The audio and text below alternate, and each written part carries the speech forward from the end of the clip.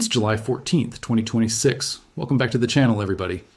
What you're looking at right now is video CENTCOM itself, released less than 48 hours ago. 3 small, low-profile boats skimming across dark water at high speed, closing in on a raised dock at Bandar Abbas Naval Base, and then disappearing into a fireball. That's not a fighter jet. That's not a cruise missile. That's a machine that has never, not once, not in any war, not in any theater, been used in actual combat by the United States military until this exact moment. And it just helped kick off one of the most consequential 72-hour stretches of the entire Iran war. I want you to sit with that for a second, because most people scrolled past this news like it was just another line in an endless war ticker. Another night, another airstrike, another targets degraded press release. But this one is different. This is the debut of a weapon class that the Pentagon has been quietly building for 2 years, and Iran had absolutely no answer for it. No countermeasure. No doctrine. Nothing in their playbook accounted for this. And today, on top of that debut, the United States has now flipped back on a full naval blockade of Iranian ports, added a 20% cargo fee to anyone moving through the Strait of Hormuz, and Iran has responded by firing missiles and drones at Bahrain and Jordan within the last few hours. So buckle up, because we've got a lot of real, sourced, verified ground to cover today, and I'm going to walk you through every piece of it. What this weapon actually is, how it worked, why it matters more than people realize, and where this entire war is heading next. Before we get into the breakdown, I want to be upfront with you the way I always am. Everything I tell you today is going to be pulled directly from official U.S. Central Command statements, verified reporting from outlets that had people on the ground or eyes on the footage, and public statements from officials on record. Where something is still uncertain or unconfirmed, I will tell you it's uncertain. I'm not going to make up quotes. I'm not going to invent numbers to make this sound bigger than it is. It doesn't need embellishment. The real story is wild enough on its own. So let's rewind to Monday night, because that's when this all actually happened. On Monday, CENTCOM confirmed that U.S. forces used multiple one-way attack surface drones to strike a submarine and ship maintenance facility inside Iran. 3 Corsair unmanned surface vessels, that's the official name for these things, USVs, unmanned surface vessels, hit the port at Bandar Abbas Naval Base. And CENTCOM was very deliberate about how they worded this. They didn't bury it in a press release. They put it on their own X account, and they called it exactly what it was. The first time American forces have employed sea drones in combat operations. Let that sink in. Not the first time this year, not the first time in this war, the first time ever in the history of the United States military that a sea drone has been used to strike a target in actual combat. CENTCOM's statement said the strikes degraded Iran's ability to continue attacking commercial shipping in the region, and this wasn't an isolated action. It was one piece of a much larger wave. Bandar Abbas was just one of several sites hit that weekend by American air, ground, and sea forces. U.S. forces also struck dozens of targets along southern Iran, including positions on Qeshm Island, and by CENTCOM's own count, more than 300 targets have now been hit since this most recent escalation began. Now here's something that I think gets lost in the noise, and it's actually one of the more interesting threads in this entire story. This wasn't the Corsair's first appearance in this conflict. It was its first use as an offensive weapon. Just last month, a Navy-operated Corsair helped rescue 2 U.S. Army soldiers after their AH-64 Apache helicopter went down during a patrol near the Strait of Hormuz. That was the first publicized use of the craft outside of testing, and at the time, a CENTCOM spokesman confirmed the task force had begun fielding these drones in theater back in late March. So this platform had already proven itself as a rescue asset before it ever fired a shot. And now, less than a month later, that same class of vessel has been converted into a strike weapon. That's the story most people are missing. This isn't some brand new experimental gadget rushed into war on a whim. This is a system that's been quietly building a combat record for months. First as a lifesaver, now as a weapon.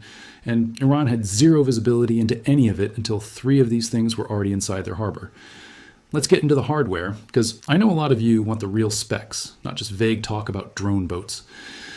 The Corsair is built by a company called Saranac. It's roughly 24 feet long. According to the manufacturer, it has a range of more than 1,000 nautical miles. It can carry a payload of up to 1,000 pounds, and it can surge up to 35 knots when it needs to close distance fast. Saranac itself describes the platform as supporting a variety of missions: intelligence, surveillance, reconnaissance, surface surveillance, and logistics, in both permissive and contested environments, and says its embedded AI stack and open architecture allow rapid integration of new sensors and autonomy software. So think about what that actually means in practical terms. This isn't a single-purpose kamikaze boat built only to blow itself up. It's a flexible, reusable surveillance and logistics platform that can also be loaded up and turned into a one-way strike weapon when the mission calls for it. That dual-use nature is a big part of why this weapon is such a headache for Iran to plan around. You can't tell, just by looking at a Corsair on radar or by eye, whether it's out there quietly watching your coastline or about to detonate against your dock. The Navy has actually had a group dedicated to exactly this kind of unmanned integration for a while now. Back in January 2024, the Navy stood up something called Unmanned Task Group 59. One, nicknamed the Pioneers, specifically to focus on deploying unmanned systems in maritime operations, teamed up with specialized operators with the stated goal of bolstering maritime security across the Middle East region. That effort has now, with the strike on Bandar Abbas, officially shifted from a surveillance and support mission into an active strike mission. CENTCOM's own spokesman, Captain Tim Hawkins, put it plainly in a statement to press. U.S. forces deployed to the Middle East have employed several new capabilities over the course of this conflict to get the job done. And he said operationalizing new tools like this remains a command priority. I want you to notice something in that quote, because it tells you everything about how this branch of the military thinks. They're not treating this as a one-off gimmick strike for a headline.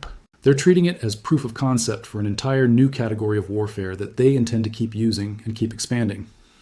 Now, sea drones aren't the only new toy that's been quietly reshaping this war. If you've been paying attention to CENTCOM's updates over the last several months, you've probably heard the name LUCAS thrown around. LUCAS stands for Low Cost Unmanned Combat Attack System, and it was developed by a company called SpectreWorks. Here's the part that should make you sit up. These drones are reverse engineered from Iran's own Shahed 136, the exact same Delta-Wing kamikaze drone that Russia has been hammering Ukrainian cities with for years, and that Iranian-backed militias have used extensively across the Middle East. Think about the symbolism there for a second.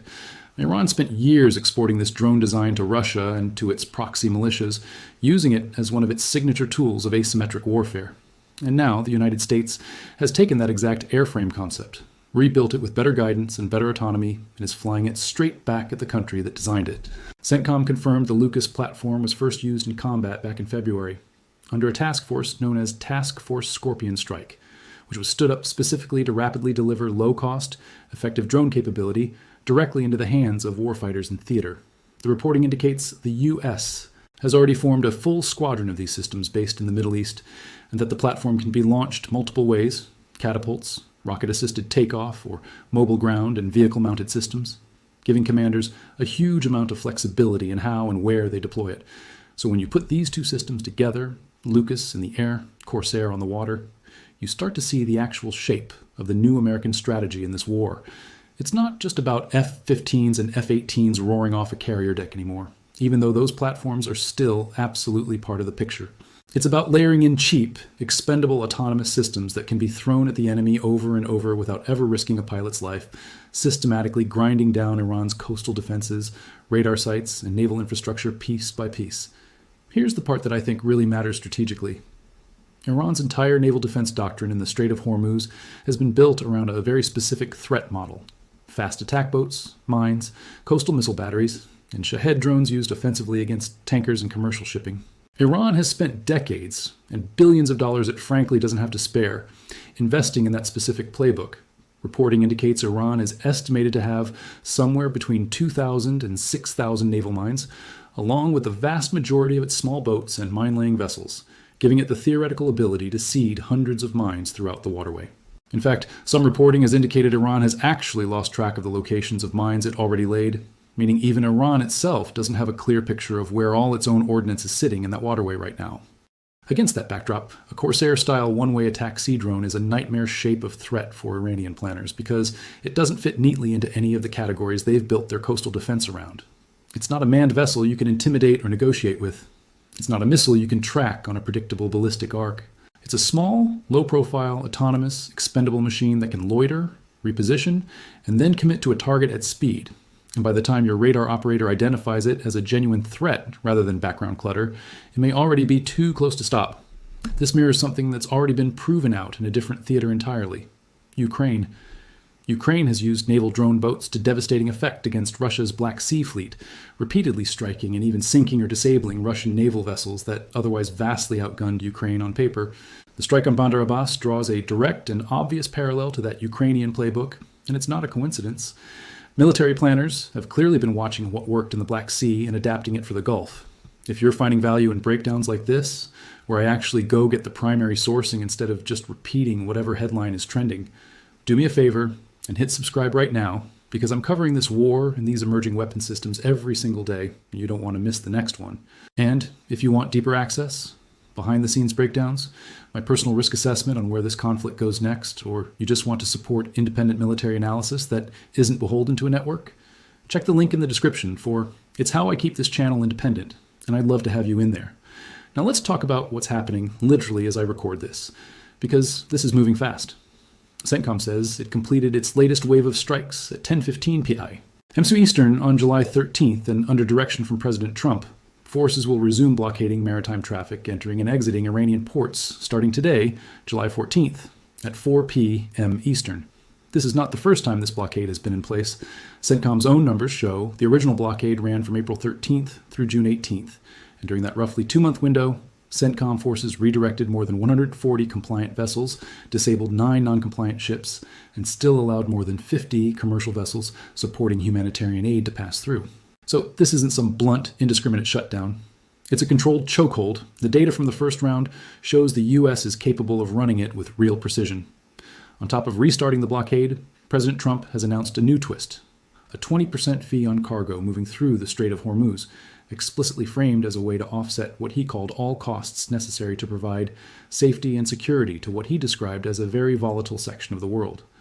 In public comments, the president said the U.S. should be reimbursed for protecting what he called a very rich portion of the world, and he's accused Iran of dragging out negotiations for decades, saying at one point that this is what they've done for 47 years.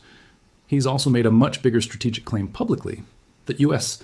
and allied strikes have effectively knocked out Iran's Navy, Air Force, missile capabilities, and drone manufacturing capacity.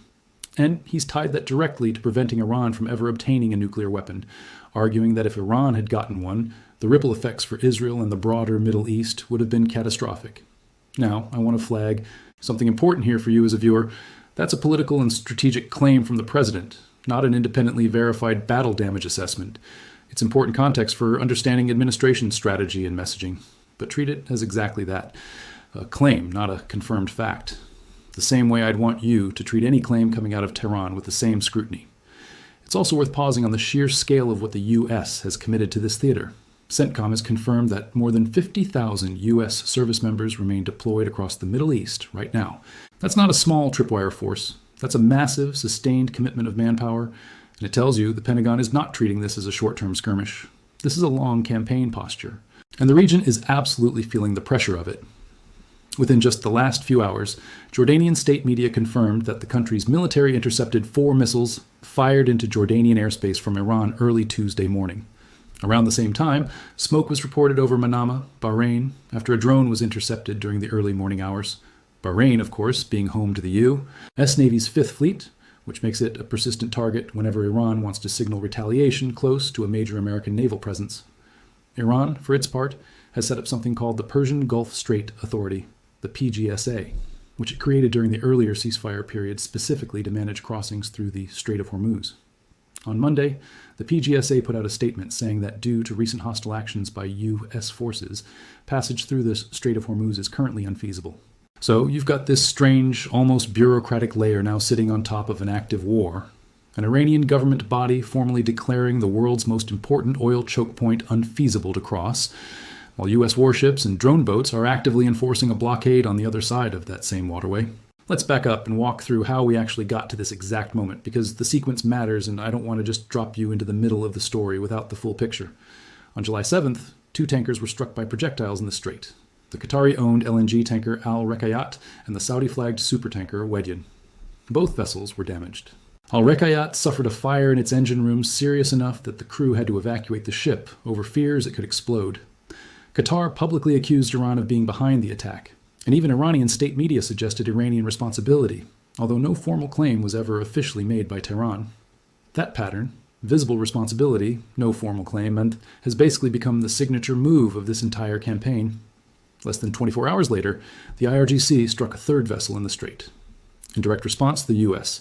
Treasury reimposed sanctions on Iran's oil exports, sanctions that had actually been lifted earlier after the signing of what's known as the Islamabad Memorandum, an interim agreement between the U.S. and Iran that was supposed to reopen the strait, and pause hostilities for 60 days of negotiation. That deal effectively collapsed under the weight of these tanker attacks. CENTCOM then began a new wave of strikes targeting Iranian military sites near the strait. Then things escalated again.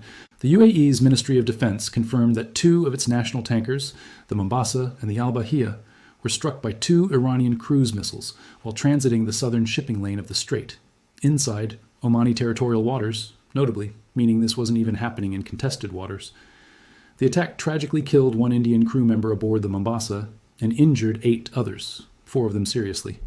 The UAE said it would remain on the highest level of readiness and preparedness to respond to any threats to its security and stability. CENTCOM then carried out what it called a 5-hour mission, striking military targets across a long list of locations inside Iran: Bushehr, Chabahar, Jask, Konarak, Abu Musa, and Bandar Abbas, specifically aimed at further degrading Iran's ability to attack commercial shipping. That 5-hour mission is the same operation that included the, historic Corsair sea drone strike we opened this video with. I want to bring in the economic angle here too, because this war is not staying contained to a military story. It's actively moving global markets in real time, and if you filled up your car recently, you've probably already felt it. War risk insurance premiums for vessels transiting the Strait of Hormuz have been climbing sharply, with ship owners and charterers pausing decisions on whether to even attempt the transit at all. According to tracking firm Kepler, crossings through Hormuz declined by roughly 52% week-on-week between July 10th and July 12th, with traffic shifting back toward more defensive, cautious routing patterns. That's an enormous drop in traffic through a waterway that, before this conflict, carried roughly 1/5 of the entire world's oil and gas supply.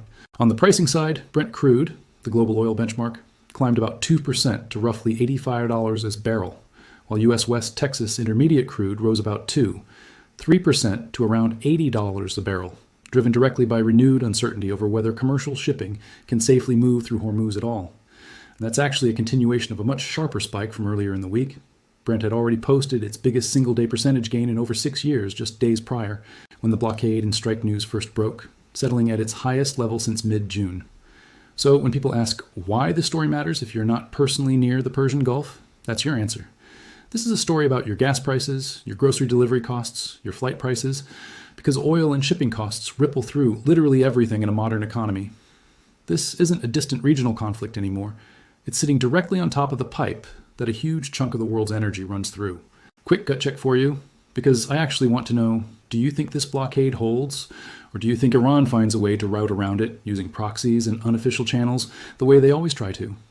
Drop your prediction in the comments below. I read every single one, and I'll be pulling some of the best takes into next week's roundup video. And hey, if this kind of grounded, sourced breakdown is what you come here for, smash that like button right now.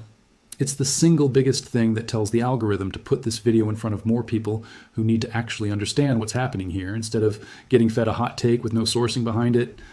All right, let's move into the roundup section because there's a lot happening around the edges of this main story that deserves your attention too. First, on the diplomatic side, this entire flare-up traces back to the collapse of that Islamabad memorandum, the interim deal that was supposed to buy 60 days of safe passage while negotiators worked towards something more permanent.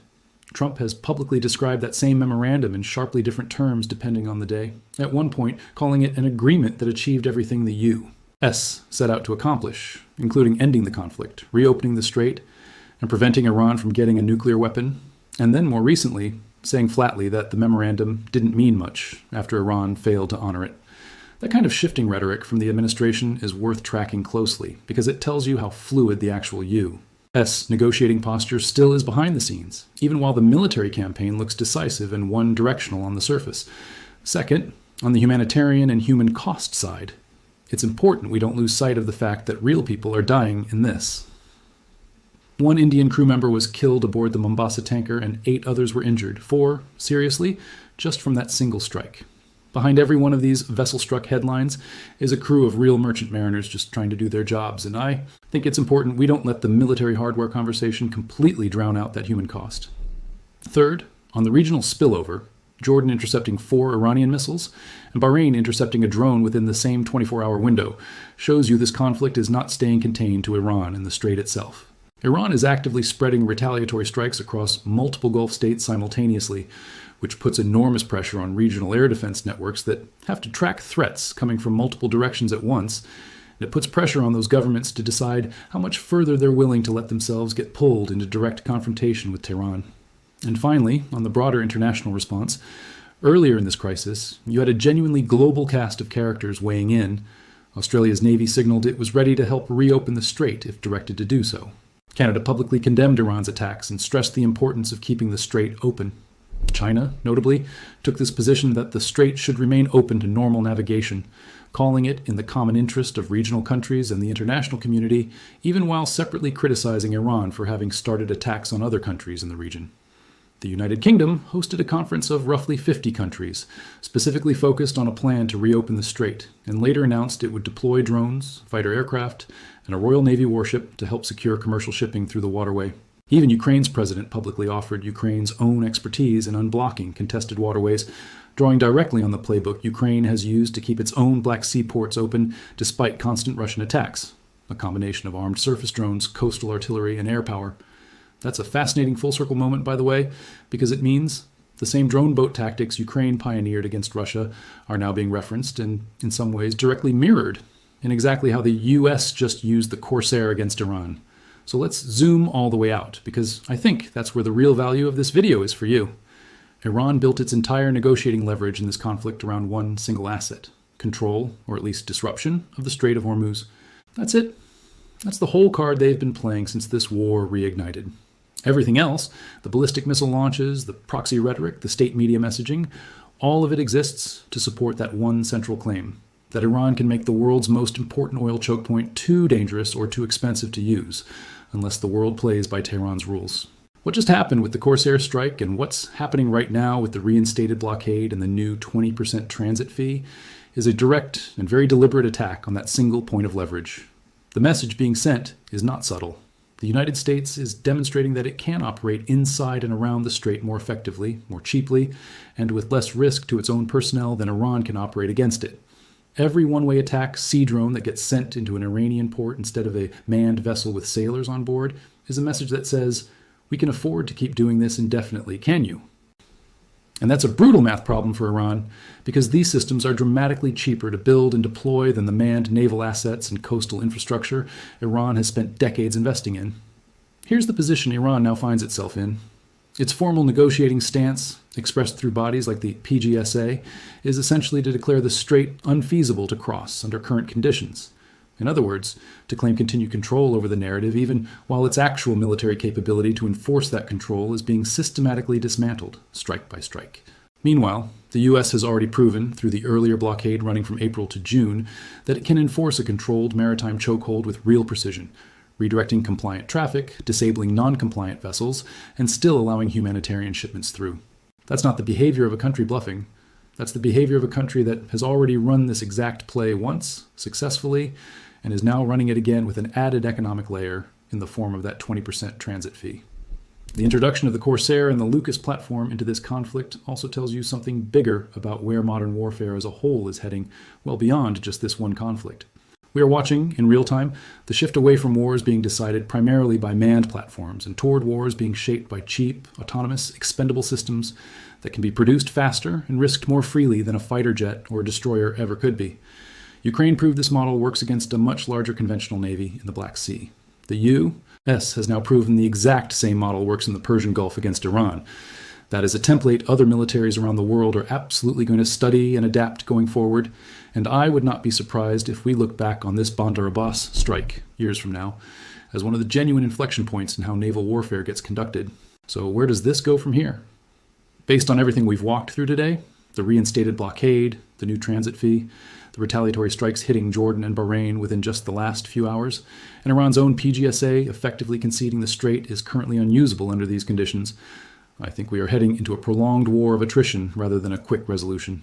Iran doesn't have the conventional capability to seriously contest the Corsair and Lucas platforms directly, so expect them to keep leaning on proxy attacks, missile and drone salvos against neighboring Gulf states, and continued rhetorical claims of control over the strait, even as the actual operational reality on the water increasingly favors the United States. There are 3 specific things I'll personally be watching for over the next couple of weeks. And I'd encourage you to watch for them too, because any one of them would be a genuine turning point rather than just another news cycle. The first is scale. Right now, we've seen 3 Corsairs used in a single strike. The real question is whether CENTCOM begins deploying these in much larger numbers. the way Ukraine eventually scaled up from a handful of experimental sea drones to dozens deployed in a single coordinated wave against the Black Sea Fleet. If we start seeing double-digit numbers of unmanned surface vessels used in a single night, that tells you production and integration have matured fast, and it tells you the Pentagon sees this as a primary tool going forward rather than a one-off proof of concept. The second thing to watch is whether Iran attempts any kind of asymmetric countermeasure specifically against unmanned systems. Things like jamming, decoys, or even attempts to physically net or snag these drones before they reach their targets. Iran has historically been resourceful with cheap countermeasures, so I wouldn't be shocked if we start hearing reports of Iranian forces experimenting with ways to blind or intercept these systems. Whether any of that actually works is a different question entirely. And the third thing is what happens with that 20% transit fee in practice. Announcing a fee is one thing. Actually collecting it from thousands of commercial vessels operated by dozens of different countries and shipping companies, some of whom will inevitably push back diplomatically, is a completely different logistical and legal challenge. How that fee structure actually gets implemented and whether U.S. allies and neutral shipping nations go along with it without friction will tell us a lot about how sustainable this new posture in the Strait really is over the long term. I know that was a lot of ground to cover, but I wanted to give you the complete, sourced picture rather than just a headline and a hot take. This is a fast-moving story, and I promise you I'll keep coming back to it every single time there's a real, verified development worth your time. Not manufactured drama, not speculation dressed up as fact, just what's actually happening and what it actually means. Before you go, two quick things. First, I want to hear directly from you. Where do you think this war is heading in the next 30 days? Full-blown extended conflict, a new ceasefire attempt, or something else entirely?